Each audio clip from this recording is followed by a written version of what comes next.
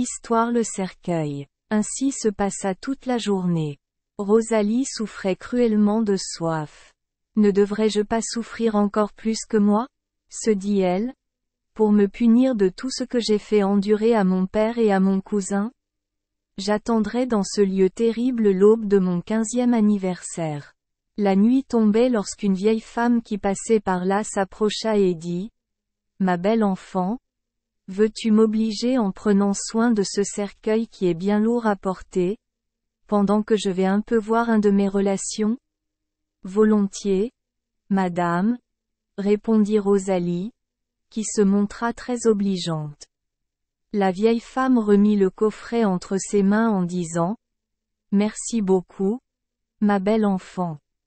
Je ne serai pas absente longtemps. Mais je vous prie de ne pas regarder dans ce coffret, car il contient des choses telles que vous n'en avez jamais vues. Vues et comme vous n'aurez jamais l'occasion de le revoir.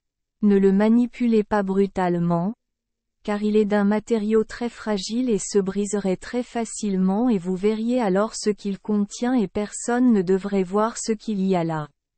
Cachez. La vieille femme s'en alla après avoir dit cela. Rosalie plaça le cercueil près d'elle et réfléchit à tous les événements qui venaient de se passer.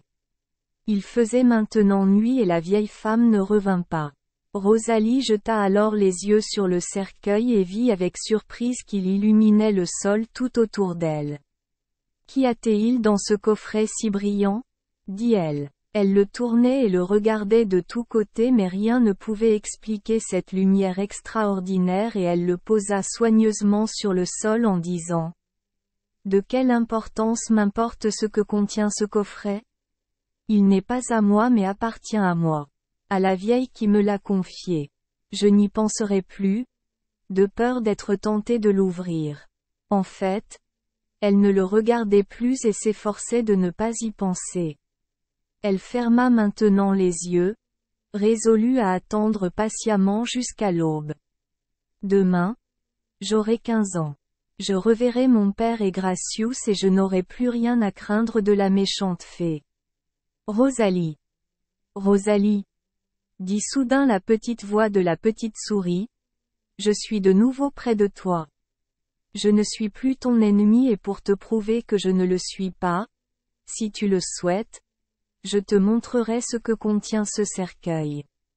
Rosalie ne répondit pas. Rosalie, tu n'entends pas ce que je propose? Je suis ton amie. Crois-moi. Pas de réponse. Alors la petite souris grise, n'ayant pas de temps à perdre, sauta sur le cercueil et se mit à ronger le couvercle. Monstre! S'écria Rosalie en saisissant le cercueil et en le pressant contre son sein. Si tu touches encore à ce cercueil, je te tordrai le cou. La souris jeta un regard diabolique sur Rosalie mais elle n'osa braver sa colère. Pendant qu'elle méditait sur d'autres moyens d'exciter la curiosité de Rosalie, une horloge sonna midi. Au même instant la souris poussa un cri de rage et de déception et dit à Rosalie: Rosalie, l'heure de ta naissance vient de sonner. Tu as maintenant 15 ans. Tu n'as plus rien à craindre de moi. Tu es désormais au-dessus de mon pouvoir et mes tentations comme le sont aussi votre odieux père et votre prince détesté. Quant à moi, je suis obligé de garder cette ignoble forme de souris jusqu'à ce que je puisse tenter quelque jeune fille belle et bien née comme vous de tomber dans mes pièges. Adieu. Rosalie, tu peux maintenant ouvrir le cercueil. En disant ces mots, la souris disparut. Rosalie, se méfiant sagement des paroles de son ennemi, ne voulut pas suivre son dernier conseil, et résolut de garder soigneusement le cercueil jusqu'à l'aube. À peine avait-elle pris cette résolution, qu'un hibou, qui volait au-dessus de sa tête, laissa tomber une pierre sur le coffret, qui se brisa en 1000 morceaux. Rosalie poussa un cri de terreur et au même instant elle vit devant elle la reine des fées qui lui dit: Viens Rosalie, tu as enfin triomphé du cruel ennemi de ta famille.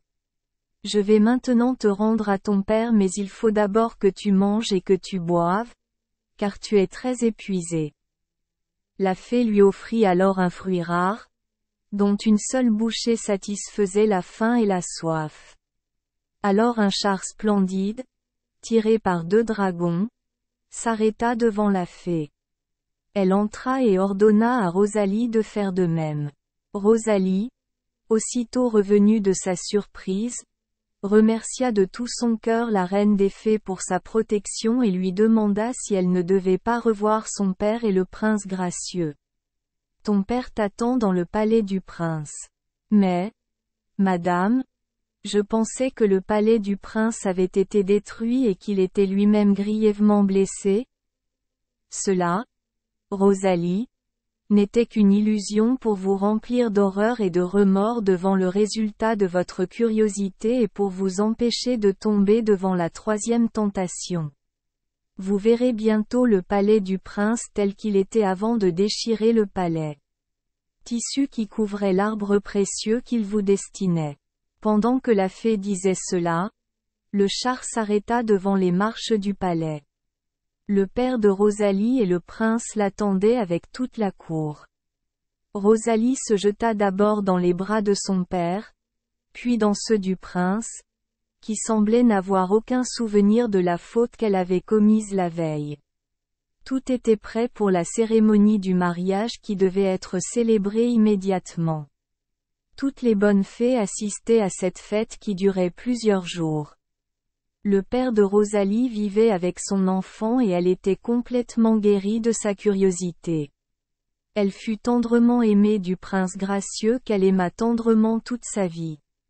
Ils eurent de beaux enfants, pour lesquels ils choisirent comme marraines de puissantes fées afin qu'ils puissent être protégés contre les méchantes fées et les génies.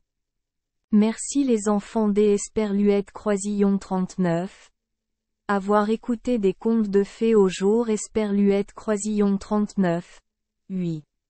Espérons que les histoires apporteront aux enfants des moments heureux et significatifs. Si vous aimez notre chaîne, veuillez appuyer sur le bouton S Esperluette Croisillon 39. Abonner, pour ne manquer aucune histoire intéressante. Je vous souhaite une bonne nuit de sommeil et de beaux rêves.